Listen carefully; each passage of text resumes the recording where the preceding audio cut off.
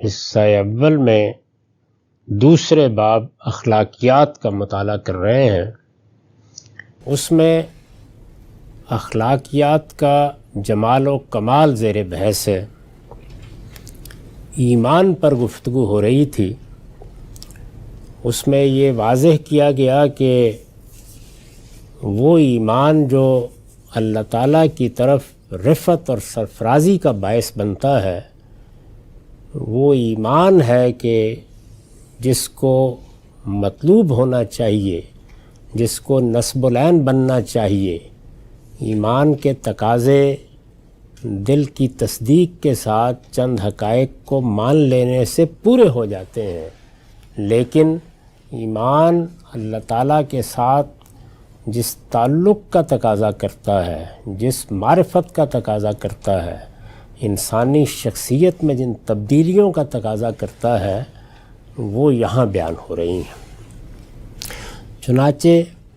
اس کے آخر میں یہ بات زیر بحث آئی تھی کہ یہی ایمان ہے جس کا یہ تقاضا قرآن میں بیان ہوا ہے، یعنی قانونی ایمان نہیں بلکہ وہ جو ایمان کی حقیقت ہے، یہی ایمان ہے جس کا یہ تقاضا قرآن میں بیان ہوا ہے کہ دنیا کی کوئی چیز بھی اس کے حاملین کو اللہ اور رسول سے زیادہ محبوب نہیں ہونی چاہیے۔ یعنی ایک تو یہ کہ میں نے یہ مان لیا کہ اللہ ایک ہے، یہ تسلیم کر لیا کہ اس کے فرشتے ہیں، اس نے کتابیں نازل کی ہیں، اس نے پیغمبر بھیجے ہیں، مجھے ایک دن اس کی ملاقات کے لیے پیش ہونا ہے اور وہاں مجھے فلاں اور فلاں چیز کا ارتکاب نہیں کرنا، ورنہ اس کے نتائج بڑے خطرناک اور بڑے سنگین ہوں گے۔ یہ ابتدا ہے۔ یہ ایمان جب سچی معرفت بنتا ہے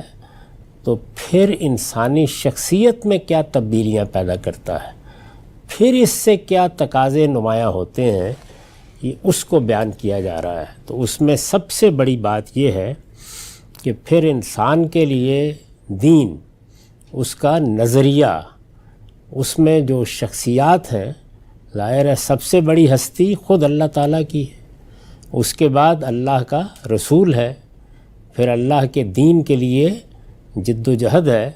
یہ چیزیں پھر سب سے بڑھ کر انسان کو عزیز ہو جاتی ہیں۔ چنانچہ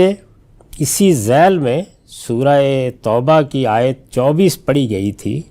کہ ان سے کہہ دو اے پیغمبر کہ اگر تمہارے باپ اور تمہارے بیٹے، تمہارے بھائی، تمہاری بیویاں، تمہارا خاندان اور تمہارا وہ مال جو تم نے کمایا ہے اور وہ تجارت جس کے مندے سے تم ڈرتے ہو اور تمہارے وہ گھر جنہیں تم پسند کرتے ہو، یہ سب تمہیں اللہ سے، اس کے رسول سے اور اس کی راہ میں جہاد سے زیادہ عزیز ہیں تو انتظار کرو یہاں تک کہ اللہ اپنا فیصلہ صادر کر دے، اور جان لو کہ اس طرح کے بدعہد لوگوں کو اللہ راہ یاب نہیں کرے گا۔ اس میں ظاہر ہے کہ صحابہ کرام مخاطب ہیں، ان سے محض یہ مطلوب نہیں تھا کہ وہ ایمان کے ضروری تقاضے پورے کر دیں۔ ان کے ہاں قرآن مجید کا اگر آپ مطالعہ کریں تو اصل چیز یہی تھی، یعنی وہ چونکہ ایک منتخب جماعت کی حیثیت رکھتے تھے، ان کو رسول کے ساتھی ہونے کا شرف حاصل تھا، وہ اللہ کے آخری پیغمبر کے ساتھ اسی طرح منتخب کیے گئے جس طرح اللہ نبیوں کا انتخاب کرتا ہے، اور اس انتخاب کے نتیجے میں ان سے توقعات بھی کچھ مختلف تھیں، ان کے لیے امتحان بھی بالکل الگ تھا۔ ان کے ساتھ معاملے کی نوعیت وہ نہیں تھی جس کو میں نے پچھلی دفعہ بیان کیا تھا کہ ہمہ شمع کے لیے ابتدائی چیزیں پہلے بیان کی جاتی ہیں، یہ 5 نمازیں پڑھ لیجئے، یہ روزے رکھ لیجئے، یہ باتیں مان لیجئے، تو گویا آپ اسلام میں داخل ہو گئے۔ اس کے بعد پھر مراتب کا ذکر ہوتا ہے۔ ان کے ہاں ترتیب سعودی ہے، یعنی ان سے یہ تقاضا ہے کہ وہ اللہ کے رسول کو سب سے بڑھ کر عزیز رکھیں، اپنے جان و مال قربان کرنے کے لیے تیار ہو جائیں۔ اللہ نے ان کے جان و مال جنت کے عوض خرید لیے ہیں، ان کے لیے اصل معیار پیغمبر کا ساتھ دینا ہے اور اس میں اپنا سب کچھ نثار کر دینا ہے۔ اس میں پھر نیچے درجات آتے ہیں جو قابل قبول ہو جاتے ہیں، تو یہ ترتیب الٹ ہے۔ تو قرآن مجید نے یہاں چونکہ انہیں خطاب کیا ہے تو اس وجہ سے یہ فرمایا کہ اگر ان تقاضوں کو پورا نہیں کرتے تو انتظار کرو یہاں تک کہ اللہ اپنا فیصلہ صادر کر دے، اور جان لو کہ اس طرح کے بدعہد لوگوں کو اللہ راہیاب نہیں کرے گا۔ یہ قرآن مجید میں ان کے خصوصی مقام کا ذکر ہے۔ رسول اللہ صلی اللہ علیہ وسلم نے بھی یہ حقیقت مختلف طریقوں سے واضح فرمائی ہے، یعنی ان کے سامنے واضح کی ہے، اور ظاہر ہے کہ طبعاً جیسے جیسے ہم ایمان لاتے ہیں تو ہمارے لیے بھی مطلوب یہی ہے، لیکن یہاں ایک نیچے کے درجے سے بات شروع ہو کے اوپر کی طرف اٹھتی ہے، اور وہاں اوپر کے درجے سے شروع ہو کر نیچے کی طرف آتی ہے۔ رسول اللہ صلی اللہ علیہ وسلم نے بھی یہ حقیقت مختلف طریقوں سے واضح فرمائی ہے۔ آپ کا ارشاد ہے کہ کوئی شخص اس وقت تک حقیقی مومن نہیں ہو سکتا، یعنی مومن تو وہ ہو گیا، اس نے ایمان قبول کر لیا، اس نے ان چیزوں کو مان لیا جو اللہ کے رسول کہتے ہیں کہ ماننی ضروری ہے، اس نے وہ تقاضے پورا کرنا شروع کر دیے جو اسلام کے تقاضے مانے جاتے ہیں، لیکن اس وقت تک حقیقی مومن نہیں ہو سکتا جب تک وہ مجھے اپنی اولاد، والدین اور اعزاء و اقربا سے زیادہ محبوب نہ سمجھے۔ یہ ظاہر ہے کہ ایک ایسا مطالبہ ہے جو اصلاً تو رسول اللہ صلی اللہ علیہ وسلم کے دنیا میں ہوتے ہوئے ہی کیا جائے گا، اور بار بار اس کے مواقع پیش آئیں گے، اور اسی وجہ سے صحابہ کرام کے لیے یہیں سے بات شروع کی جاتی ہے۔ لیکن ہمارے لیے اب اللہ کا دین ہے، اللہ کی ہدایت ہے، ظاہر ہے کہ اس ہدایت کی بھی طبعاً یہی قدر و قیمت ہونی چاہیے، اس لیے کہ وہ اللہ کے رسول کے ساتھ نسبت رکھتی ہے، اور وہ اللہ کی ہدایت ہے، تو اللہ اور رسول سے جس محبت کا تقاضا کیا گیا ہے، اور جس طرح ہمیں یہ بات بتائی گئی ہے کہ ہم انہیں ہر چیز سے زیادہ عزیز رکھیں، وہ ظاہر ہے کہ اب دین اور اس کی ہدایت سے متعلق ہو گئی ہے۔ ایک دوسرے موقع پر فرمایا ہے کہ اللہ اور رسول کے ساتھ یہی محبت ہے جس کے بعد کوئی شخص ایمان کی اصلی لذت سے آشنا ہو سکتا ہے۔ یہ مختلف روایتیں ہیں، ان کے حوالے میں نے نیچے دے دیے ہیں۔ ان میں رسول اللہ صلی اللہ علیہ وسلم نے صحابہ کرام کو اس چیز کی طرف توجہ دلائی ہے کہ ان سے اصلی مطالبہ کیا ہے، اور جس طرح کہ میں نے عرض کیا، ہم جب ایمان لاتے ہیں ان کی دی ہوئی دعوت پر ایمان لاتے ہیں۔ یہ صحابہ کرام کی دعوت ہے جو اقصائے عالم میں پھیلی ہے، اور ہمارے آباء و اجداد نے اس پر لبیک کہی اور وہ ایمان لائے، اور طبعاً اس جماعت کا ہم حصہ بنے ہیں، تو ہم سے بھی گویا اب دین کے معاملے میں یہی مطالبہ ہے۔ لیکن یہ کس قسم کی محبت ہے؟ یعنی جب یہ کہا جاتا ہے کہ اللہ اور رسول سب سے زیادہ محبوب ہونے چاہیے، اللہ کی راہ میں جد و جہد سب سے زیادہ محبوب ہونی چاہیے، تو یہ کس طرح کی محبت ہے؟ اس کے بارے میں لوگ چونکہ بہت کچھ غلط فہمیوں اور افراط و تفریط میں مبتلا رہتے ہیں، اس لیے اس کو بھی سمجھ لینا چاہیے۔ استاذ امام لکھتے ہیں، اس سے مقصود محض وہ جذباتی محبت نہیں ہے جو آدمی کو فطری طور پر اپنے بیوی بچوں سے یا اپنے دوسرے عزیزوں کے ساتھ ہوتی ہے۔ یعنی ایک جذباتی تعلق بھی ہوتا ہے، لیکن جب یہاں محبت کا لفظ استعمال کیا جاتا ہے تو اس سے وہ اصلاً مراد نہیں ہے، بلکہ اس سے مقصود وہ عقلی اور اصولی محبت بھی ہے جو ایک شخص کو کسی اصول اور مسلک کے ساتھ ہوا کرتی ہے۔ میں نے ایک اصول کو اختیار کر لیا ہے، میں نے ایک مسلک کو اختیار کر لیا ہے، میں نے ایک نقطہ نظر کو صحیح سمجھا ہے، میں نے ایک رائے قائم کی ہے اور اس کو حق سمجھ کر اختیار کیا ہے، تو اس کے ساتھ مجھے جو محبت ہوگی، جو تعلق ہوگا، جیسی اس کے لیے میرے دل میں حمیت ہوگی، وہ اصلاً مطلوب ہے۔ یعنی یہاں محبت سے مراد کوئی جذباتی تعلق یا جس کو ہمارے یہاں عشق سے تعبیر کیا جاتا ہے اس کا اظہار نہیں ہے، اصلاً اس سے مراد یہ چیز ہے کہ اللہ کا دین ہے، وہ میرا دین ہے، وہ حق ہے، میں نے باطل سے نجات پائی، میں نے اس حق کو اختیار کیا، اب وہ میرے لیے دنیا کی ہر چیز سے زیادہ عزیز ہونا چاہیے۔ تو یہ اصولی اور عقلی محبت ہے، بلکہ اس سے مقصود وہ عقلی اور اصولی محبت بھی ہے جو ایک شخص کو کسی اصول اور مسلک کے ساتھ ہوا کرتی ہے، اور جس کی بنا پر وہ اپنی زندگی میں ہر جگہ اسی اصول اور اسی مسلک کو مقدم رکھتا ہے۔ یعنی میں مسلمان ہوں تو یہ میرا مسلک ہے، اس نے مجھے کچھ اصولوں کا پابند کیا ہے۔ میری زندگی میں اصل اہمیت اب ان چیزوں کو حاصل ہونی چاہیے۔ ماں سے محبت ہوگی، باپ سے محبت ہوگی، اپنی قوم سے محبت ہوگی، وطن سے محبت ہوگی، ابنائے نو سے محبت ہوگی، اپنے پڑوسیوں سے محبت ہوگی، دوست احباب سے محبت ہوگی، لیکن یہ ساری محبت کی صورتیں جس چیز کے ہمیشہ تابع رہنے چاہیے اور ان کے مقابل میں جس چیز کو ہمیشہ مقدم رہنا چاہیے، وہ اس اصول اور اس مسلک کی محبت ہے۔ اس اصول اور مسلک کے اوپر وہ ہر چیز اور ہر اصول، ہر مسلک اور ہر خواہش اور ہر حکم کو قربان کر دیتا ہے۔ یعنی جب مقابلہ پیش آتا ہے، جب دو چیزیں آمنے سامنے ہوتی ہیں، تو اس وقت ظاہر ہے کہ کسی ایک کو ترجیح دینا ناگزیر ہو جاتا ہے۔ تو ایک بندہ مومن اس موقع پر ایمان کا یہ تقاضا سمجھ لیتا ہے کہ اب مجھے اپنے مسلک کے، اپنے دین کے، اپنے اصولوں کے حق میں فیصلہ کرنا ہے۔ اس اصول اور مسلک کے اوپر وہ ہر چیز اور ہر اصول، ہر مسلک اور ہر خواہش اور ہر حکم کو قربان کر دیتا ہے، لیکن خود اس کو دنیا کی کسی چیز پر بھی قربان نہیں کرتا۔ یہ اس کے سامنے ہدف ہوتا ہے، یہ نصب العین ہوتا ہے کہ مجھے اپنے دین کو ہر چیز پر مقدم رکھنا ہے۔ اس اصول اور مسلک کی برتری کے لیے وہ ساری چیزوں کو پست کر دیتا ہے۔ یعنی ظاہر ہے کہ وہی چیز ہے جو اس کے لیے سب سے بڑی چیز ہے، وہی چیز ہے جو اس کی محبت کا اصل مرجع ہے، وہی چیز ہے کہ جس کی بنیاد پر وہ ترک و اختیار کے فیصلے کرتا ہے، تو پھر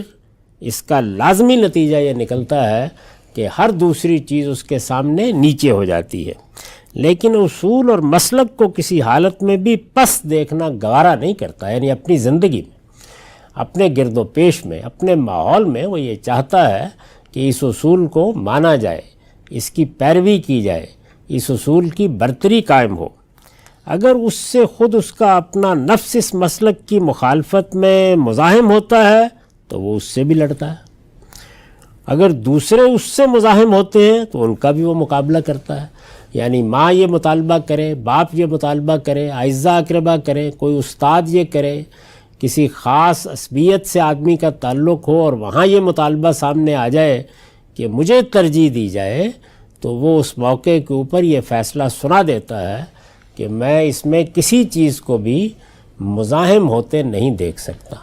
اس کے مقابل میں ہر چیز میرے لیے پستی میں ہے، دوسرے درجے میں ہے، یہی سب سے برتر چیز ہے جو مجھے زندگی میں اختیار کرنی ہے۔ یہاں تک کہ اس کے بیوی بچوں اور اعزاء و اقارب کے مطالبات بھی اگر اس کے اس مسلک کے مطالبات سے کسی مرحلے پر ٹکراتے ہیں تو وہ اپنے اس اصول اور مسلک کا ساتھ دیتا ہے اور بے تکلف اپنے بیوی بچوں کی خواہشوں اور اپنے خاندان اور قوم کے مطالبے کو ٹکرا دیتا ہے۔ تو یہ مطلب ہے اس کا، یعنی ایک اصول میرے نزدیک اصول ہے، ایک مسلک میرے نزدیک مسلک حق ہے، ایک نظریہ میرے نزدیک دنیا کے ہر نظریے کے مقابل میں میرے پروردگار کا دیا ہوا نظریہ ہے۔ تو اب اس سے کوئی چیز مزاحمت میں قبول نہیں کی جائے گی۔ مزاحمت میں یعنی دونوں کے درمیان مناقضت کا تعلق پیدا ہو جائے، تضاد کا تعلق پیدا ہو جائے، اس کے ساتھ سب کے تقاضے پورے ہوں گے۔ یہ مسلک نماز کا تقاضا کرتا ہے، یہ مسجد میں جانے کا تقاضا کرتا ہے، یہ دین کی کسی خدمت کا تقاضا کرتا ہے، یہ کسی موقع پر جہاد و قتال کا تقاضا کرتا ہے۔ اس کا تقاضا جب سامنے آ جائے گا تو ایک بندہ مومن کے لیے ظاہر ہے کہ پھر مزاحمت کا مسئلہ پیدا ہوگا۔ اس موقع کے اوپر وہ کس چیز کو مقدم رکھتا ہے اور بغیر کسی تردد کے اس کا فیصلہ کرتا ہے، یہ ایمان کی حقیقت کا اس کی زندگی میں سب سے بڑا ظہور ہے۔ یعنی سب سے بڑی چیز جو ظاہر ہونی چاہیے ایک بندہ مومن کے ہاں، وہ مزاحمت کے موقعوں پر یا اس طرح کے کسی تضاد کے پیش آ جانے کے موقعوں پر اس کا فیصلہ ہے کہ وہ کس کے حق میں کرتا ہے۔ اسی چیز کو محبت سے تعبیر کیا گیا ہے۔ یعنی جب یہ قرآن مجید نے یہ کہا ہے کہ تمہارے بیٹے اور تمہارے بھائی اور تمہارے باپ اور تمہاری بیویاں اور تمہارا خاندان اور مال اور تجارت، یہ سب چیزیں پست رہنی چاہیے۔ برتری جس چیز کو تمہاری زندگی میں حاصل ہونی چاہیے وہ اللہ، اس کا رسول اور اس کی راہ میں جد و جہد ہے۔ تو یہ مطالبہ کیا ہے، اور میں نے عرض کیا کہ صحابہ کرام سے تو بات اس مطالبے سے شروع ہو کر نیچے آزار میں جاتی تھی، یعنی کسی آدمی نے اس مطالبے کو آخری درجے میں پورا کر دیا، کسی نے اس سے نیچے، کسی نے اس سے نیچے، لیکن ہمارے لیے ترتیب یہ ہے کہ سب لوگوں کو دعوت دی جائے گی کہ یہ تقاضے ہیں ایمان کے، ان چیزوں کو مانو، ان چیزوں پر عمل کرو۔ اب یہ ہے کہ کسی موقع پر مزاحمت کا جب سوال پیدا ہوگا، مسئلہ سامنے آئے گا، تو یہ چیز اصول کے طور پر سامنے رکھنی چاہیے کہ پھر ایک بندہ مومن کے لیے یہ امتحان پیش آتا ہے، اس وقت اللہ تعالیٰ کا مطالبہ یہی ہے۔ یہ اسلام کی حقیقت ہے، یہ ایمان کی حقیقت ہے۔ یعنی ایک چیز کسی صورت کا بیان ہے، تو ایمان کی صورت کیا ہے کہ 5 چیزیں ہیں جن کو مجھے ماننا ہے، جن کا اقرار کرنا ہے۔ یہ اقرار دل سے بھی ہونا چاہیے، یہ زبان سے بھی ہونا چاہیے۔ اسی طرح اسلام کیا ہے، وہ بھی 5 ہی چیزیں ہیں جن کو مجھے اختیار کرنا ہے۔ تو یہاں سے ایمان و اسلام کی ابتدا ہو جاتی ہے۔ لیکن اصلی تقاضا کیا ہوگا، وہ یہ کہ اس کے نتیجے میں اب جن چیزوں کو مانا ہے اور جو کچھ بھی میرے سامنے ان کے احکام آئے ہیں، ان کی ہدایات آئی ہیں، وہ کیا حیثیت رکھتی ہیں، یہ فیصلہ کیا جائے۔ تو یہ فرمایا کہ وہ ہر چیز سے زیادہ محبوب، ہر چیز سے زیادہ عزیز، ہر چیز سے زیادہ مقدم ہونی چاہیے۔ میں نے عرض کیا کہ یہ علمی، عقلی اور اصولی محبت ہے، یہ اس طرح کی کوئی جذباتی چیز نہیں ہے جس کا مطالبہ کیا جا رہا ہے۔ وہ ایک جذباتی تعلق تو آپ سے آپ استوار ہوتا ہے، اور وہ فطری ہوا کرتا ہے،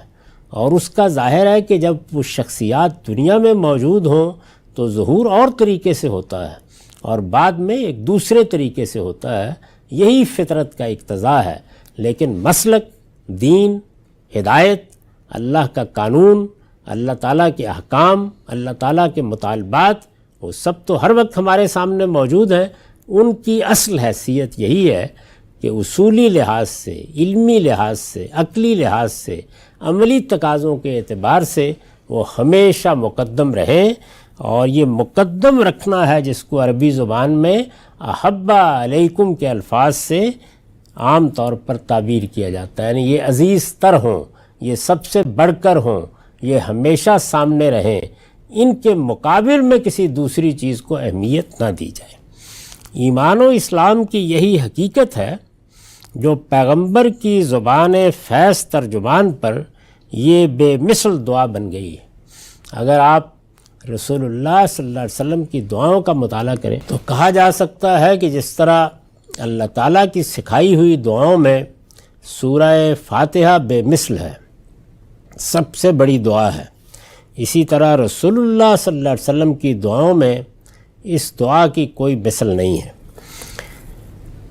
ایمان و اسلام کی یہی حقیقت ہے جو پیغمبر کی زبان فیض ترجمان پر یہ بے مثل دعا بن گئی ہے۔ یعنی یہ دعا یہ بتاتی ہے کہ ایمان اور اسلام ایک قاعدے اور قانون کی حیثیت سے، ایک مذہب اور مسلک کی حیثیت سے تو کچھ عقائد کا نام ہے، کچھ اعمال کا نام ہے، لیکن اپنی حقیقت کے لحاظ سے کیا ہیں؟ تو رسول اللہ صلی اللہ علیہ وسلم نے ان الفاظ میں ان کو ادا کیا ہے۔ فرمایا ہے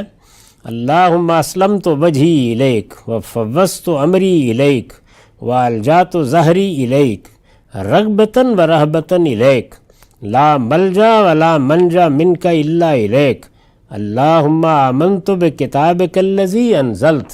وبنبیک الذی ارسلت۔ اے اللہ، میں نے اپنے آپ کو تیرے حوالے کر دیا ہے، یعنی یہی وہ چیز ہے، حوالے کر دیا ہے، سپرد کر دیا ہے، تو ظاہر ہے کہ پھر کوئی اور مرضی اس کے مقابل میں مقدم نہیں ہو سکتی۔ اسلام کا مطلب ہی یہ ہے۔ یہ بالکل غلط خیال پھیل گیا ہے کہ اسلام امن سے ہے۔ یقیناً اسلام امن چاہتا ہے، اور اس کے بارے میں ہمیں بہت سی ہدایات دی گئی ہیں، اور امن ایک بڑی مطلوب چیز ہے، لیکن اسلام کا یہ مطلب نہیں ہے. اسلام کا مطلب ہے ٹو سرنڈر، اپنے آپ کو سپرد کر دینا، اپنے آپ کو حوالے کر دینا، اپنی مرضی سے اپنے پروردگار کے مقابل میں دستبردار ہو جانا. یعنی خواہ وہ مرضی آپ کے جسم سے متعلق ہے، خواہ وہ ذہن سے متعلق ہے، خواہ وہ فکر سے متعلق ہے، اسی کا نام اسلام ہے. اے اللہ، میں نے اپنے آپ کو تیرے حوالے کر دیا ہے اور اپنا معاملہ تیرے سپرد کر دیا ہے اور تجھ سے ٹیک لگا لی ہے. یعنی تو صمد ہے، تو ہی پناہ کی چٹان ہے، اور میں نے اپنی کمر تیرے ساتھ ٹکا دی ہے، تیری عظمت سے لرزتے ہوئے اور تیرے اشتیاق میں بڑھتے ہوئے. اسی کو میں نے دین حق کے مباحث میں اس سے تعبیر کیا ہے کہ یہ انتہائی خوف اور بے نہایت محبت کا احساس ہے جس کو عبادت میں ڈھلنا چاہیے. تیری عظمت سے لرزتے ہوئے اور تیرے اشتیاق میں بڑھتے ہوئے، رغبتاً و رہبتاً الیک، تجھ سے بھاگ کر کہیں پناہ اور کہیں ٹھکانہ نہیں، اور اگر ہے تو تیرے ہی پاس. یعنی میں کہاں جا سکتا ہوں؟ جس طرح بچہ اپنی ماں ہی کے پاؤں سے لپٹتا ہے اور ڈانٹ کھا کر بھی لپٹتا ہے، تو بندے کا معاملہ بھی یہی ہے. تجھ سے بھاگ کر کہیں پناہ اور کہیں ٹھکانہ نہیں، اور اگر ہے تو تیرے ہی پاس ہے. پروردگار، میں تیری کتاب پر ایمان لایا ہوں جو تو نے نازل کی ہے، اور تیرے نبی پر ایمان لایا ہوں جسے تو نے رسول بنا کر بھیجا ہے. یہ وہ دعا ہے جو رسالت مآب صلی اللہ علیہ وسلم رات کو سوتے وقت بالعموم کیا کرتے تھے. اس دعا میں گویا دین کی حقیقت، اللہ تعالیٰ کے ساتھ بندے کا تعلق، سب کچھ اور جو کچھ ایمان کے تقاضے ہیں وہ نہایت جامعیت کے ساتھ بیان ہو گئے ہیں. رسول اللہ صلی اللہ علیہ وسلم کی دعائیں ایسی ہی کمال پر قائم ہیں، لیکن یہ دعا ان میں گویا سب سے بڑھ کر ان حقائق کو بیان کرنے کا ذریعہ بنتی ہے. قنوت، تیسری چیز قنوت ہے. یہ ایمان تھا. یعنی ایمان کیا ہے؟ ایمان ایک قانونی چیز کے لحاظ سے نہیں، وہ پیچھے زیر بحث آ چکا ہے ایمانیات میں. ایمان یہاں پر اس معرفت اور اللہ تعالیٰ کے اس تعلق کی تعبیر ہے کہ جو بندے کو اپنے معبود کے ساتھ گویا وابستہ کر دیتا ہے. تیسری چیز قنوت ہے. یہ وہ قلبی کیفیت ہے جو انسان کو پورے اخلاص اور یکسوئی کے ساتھ دائماً اپنے پروردگار کی اطاعت پر قائم رکھتی ہے. یہ میں پھر عرض کر دوں کہ یہ باب جمال و کمال کا ہے، یعنی بنیادی تقاضوں کا نہیں ہے. وہ بیان ہو گئے پیچھے فضائل و رذائل میں. ان میں بتا دیا گیا ہے کہ بڑے بڑے گناہ کیا ہیں، بڑی بڑی نیکیاں کیا ہیں، وہ کیا چیزیں ہیں کہ جو انسان کے لیے اللہ کے ہاں نجات کا باعث بنے گی. یہ اب جمال و کمال کے مباحث ہے. تو اس میں تیسری چیز قنوت ہے. یہ وہ قلبی کیفیت ہے جو انسان کو پورے اخلاص اور یکسوئی کے ساتھ دائماً اپنے پروردگار کی اطاعت پر قائم رکھتی ہے. ظاہر ہے کہ جو چیز دائماً یعنی ہمیشہ ہر لمحے کسی کی اطاعت پر قائم رکھے گی، وہ کیا چیز ہو سکتی ہے؟ وہ انسان کا یہ باطنی احساس ہی ہو سکتا ہے، یہ قلبی کیفیت ہی ہو سکتی ہے کہ وہ اس ہستی کو پورے اخلاص اور یکسوئی کے ساتھ اپنا پروردگار مانے. اگر یہ چیز موجود نہ ہو تو پھر یہ تو ہو سکتا ہے کہ گاہے گاہے کچھ خضوع کی صورتیں پیدا ہو جائیں، لیکن حقیقی اطاعت اور ہمہ وقت اطاعت اور دائماً اطاعت یہ وجود میں نہ آ سکے. بندہ مومن کے نہا خانہ وجود میں عبد و معبود کے تعلق کا سب سے نمایاں ظہور یہی ہے. یعنی ظاہر ہے کہ جب عبد اور معبود کا حقیقی تعلق شعور کی سطح پر آ جاتا ہے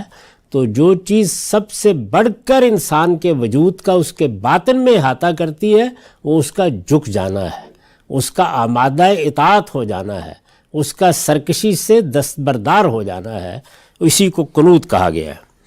چنانچہ قانتین وہ لوگ ہیں جو ہمیشہ بندگی میں رہیں.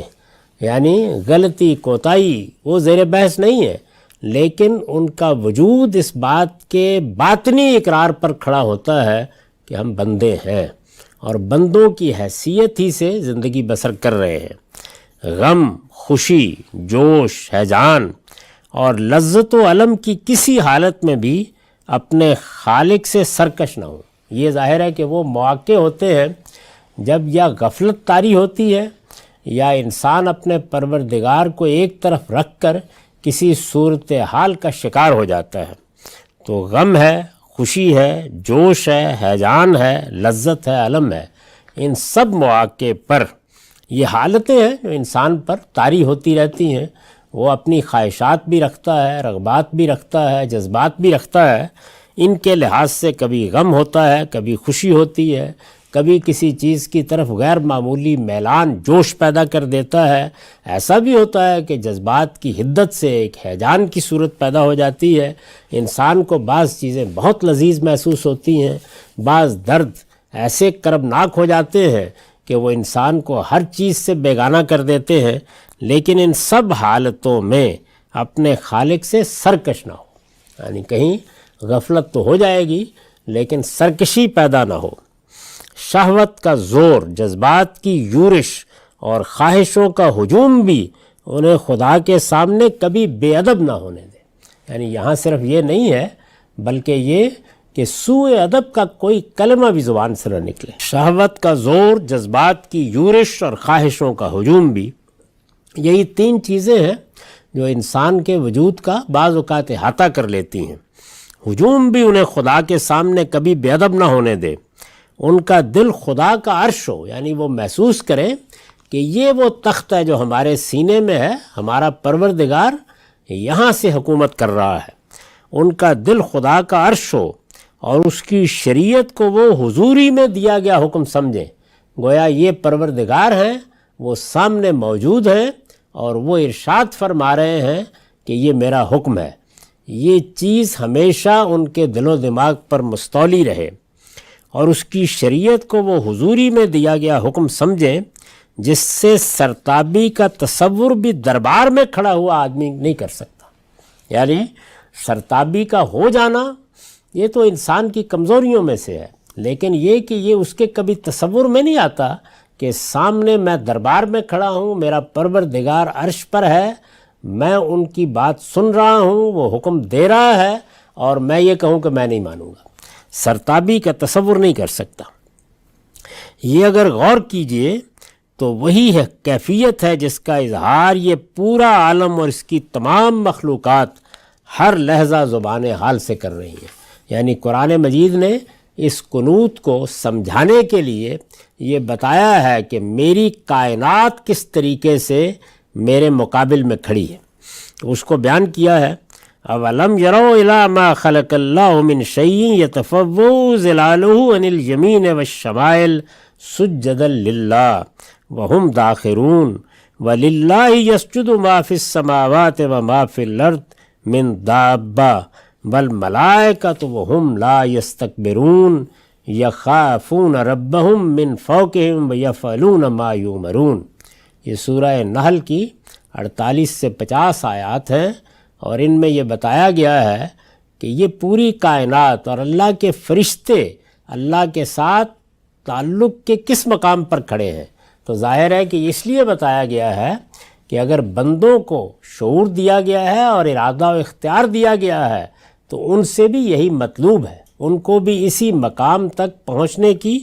جدوجہد کرنی ہے۔ ان کا ترجمہ ہے اللہ نے جو چیز بھی پیدا کی ہے اللہ نے جو چیز بھی پیدا کی ہے، کیا یہ اس کو نہیں دیکھتے کہ اس کے سائے اللہ کو سجدہ کرتے ہوئے دائیں اور بائیں سے پلٹتے ہیں۔ یہ ظاہر ہے کہ اللہ تعالیٰ کے قانون کے تحت جو تصویر بنتی ہے اس تصویر کو سامنے لا کر یہ بتایا گیا ہے کہ کس طریقے سے ہر چیز اللہ کے سامنے بچھی جا رہی ہے۔ اللہ نے جو چیز بھی پیدا کی ہے، کیا یہ اس کو نہیں دیکھتے کہ اس کے سائے اللہ کو سجدہ کرتے ہوئے دائیں اور بائیں سے پلٹتے ہیں، اور جن کے یہ سائے ہیں ان پر فروتنی طاری ہوتی ہے۔ حقیقت یہ ہے کہ زمین اور آسمانوں میں جتنے جاندار ہیں وہ سب خدا ہی کو سجدہ کرتے ہیں، اور خدا کے فرشتے بھی، وہ کبھی سرتابی نہیں کرتے، وہ اپنے اوپر اپنے پروردگار سے ڈرتے ہیں اور وہی کرتے ہیں جس کا انہیں حکم دیا جاتا ہے۔ تو یہ وہ مطالبہ ہے جس کو ایک نصب العین کی حیثیت سے، اصلی ہدف کی حیثیت سے اللہ تعالیٰ نے قرآن مجید میں ہمارے سامنے رکھا ہے اور یہ بتایا ہے کہ اس جگہ تک پہنچنے کی صحیح کرو۔ چوتھی چیز صدق ہے،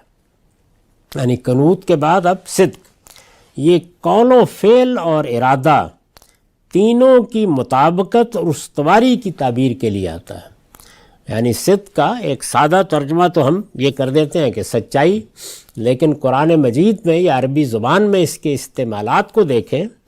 تو یہ قول و فعل اور ارادہ، ظاہر ہے کہ پہلے ارادہ انسان کے اندر پیدا ہوتا ہے، پھر اس کا ظہور ہوتا ہے، یا قول کی صورت میں ہوگا یا فعل کی صورت میں ہوگا۔ یہ قول و فعل اور ارادہ تینوں کی مطابقت اور استواری کی تعبیر کے لیے آتا ہے، یعنی انسان کی زندگی ایسی ہو کہ باطن میں پیدا ہونے والا ارادہ، ظاہر میں صادر ہونے والا قول اور فعل، ان میں کبھی تضادات نہ واقع ہوں، آدمی کے منہ سے کوئی حرف صداقت کے خلاف نہ نکلے۔ یہ میں پھر عرض کر دوں کہ یہ وہ آئیڈیل مثالی صورتحال ہے جس کو بیان کیا ہے اللہ تعالیٰ نے کہ یہاں تک پہنچنے کی صحیح کرو، آدمی کے منہ سے کوئی حرف صداقت کے خلاف نہ نکلے، اس کے قول و فعل میں کوئی تضاد نہ ہو، اور وہ اپنی ہر بات کو نبھا دے، یعنی جو وعدہ کرے، جو بات کہے، نبھا دے۔ تو یہ زبان اور عمل کی سچائی ہے، لیکن اس کے ساتھ نیت اور ارادے کی سچائی بھی لازماً شامل ہونی چاہیے۔ قرآن نے اس کے ضد کردار کو نفاق اور اسے اخلاص سے تعبیر کیا ہے، یعنی اگر یہ چیز نہیں ہے ظاہر میں تو آدمی کا قول اور فعل یہ متاثر کن ہے، لیکن باطن میں ارادہ اس کا ساتھ نہیں دے رہا تو قرآن مجید اس کو نفاق کہتا ہے، اور جس وقت قول و فعل کے پیچھے ارادے اور نیت کی سچائی بھی شامل ہو تو اس کو اخلاص کہتا ہے۔ پھر جگہ جگہ وضاحت فرمائی ہے کہ خدا کے نزدیک عمل کا اصلی پیکر وہی ہے جو کارگاہ قلب میں تیار کیا جائے، یعنی یہ دل کا کارخانہ ہے جس میں جو پیکر بنتے ہیں اور پھر اس کے بعد وہ صورتیں اختیار کر کے کبھی قول بنتے ہیں، کبھی فعل بنتے ہیں، اور دنیا کے مرصع پر، دنیا کے اسٹیج پر نمودار ہوتے ہیں۔ تو اگر وہ کارگاہ قلب میں تیار ہوئے ہیں تو یہی در حقیقت عمل کے حقیقی پیکر ہے، اسی کو بنانے کی صحیح کرنی ہے۔ لہٰذا صدق کا درجہ کمال،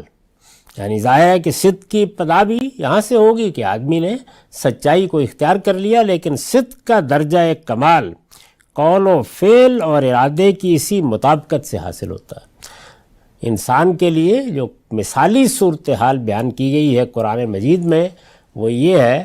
کہ وہ ہر وقت اپنے ارادے پر نگران رہے، اور ارادے میں اخلاص ہوگا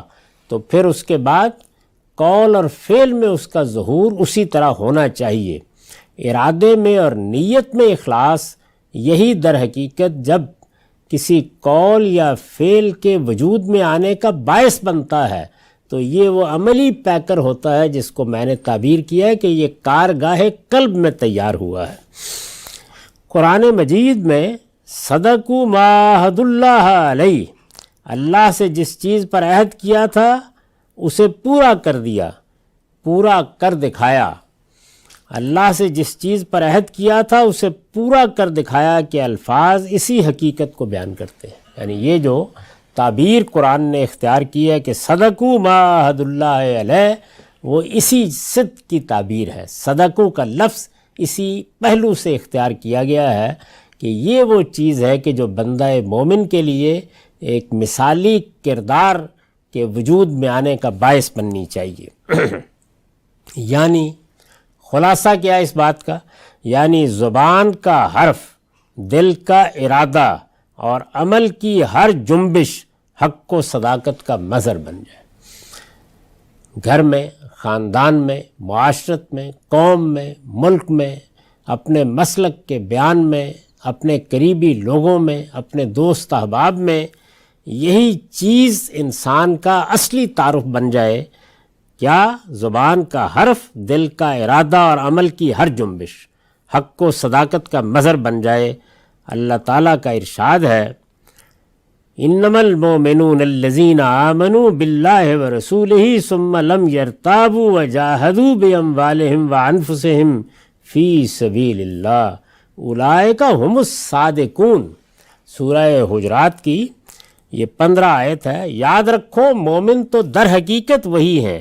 جو اللہ اور اس کے رسول پر ایمان لائے پھر شک میں نہیں پڑے، یعنی کبھی کوئی چیز دل کی کارگاہ میں کسی